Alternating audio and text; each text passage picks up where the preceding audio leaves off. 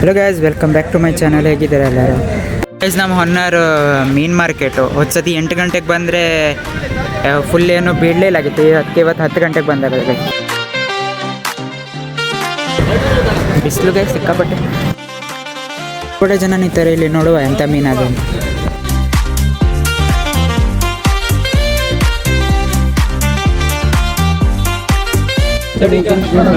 Guys 8,000.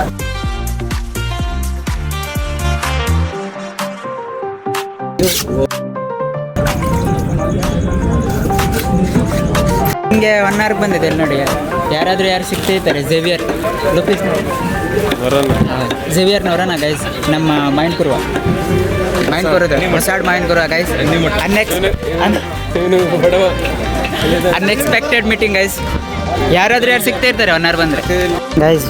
ಮೀನು ತಗೊಂಡು ಇವಾಗ ಮನೆಗೆ 1 ಅವರಿಂದ ಬಂದು ಈಗ ರೆಡಿ ಹಾಕೊಂಡು ಕಾರವಾರ ಹೋಗ್ತಿದ್ದೀವಿ, ನಾನು ಮತ್ತು ನಮ್ಮ ಅಣ್ಣ ಗೈಸ್.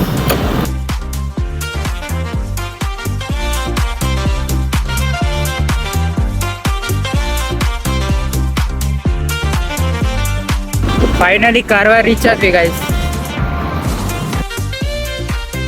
ಕಾರವಾರ ಯಾಕೆ ಬಂದಿದ್ದು ಅಂದರೆ ನಮ್ಮದು ಸದಾಶಿವಗಡ ಇವಾಗ ಕಾರವಾರದ್ದು, ಅಲ್ಲಿದ್ದು ಸೆಂಟ್ ಜೋಸೆಫ್ ಚರ್ಚ್ದು ಫೀಸ್ಟ್ ಇವತ್ತು.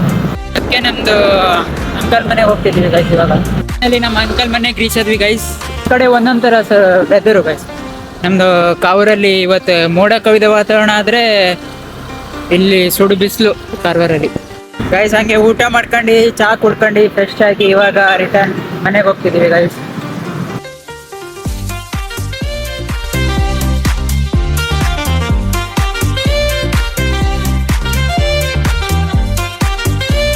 ವಿಚಿತ್ರ ಮಳೆ ಗೈಸ್. ಅಲ್ಲಿ ಕುಮಟದಲ್ಲಿ ಮಳೆ ಬೀಳ್ತಿಲ್ಲ.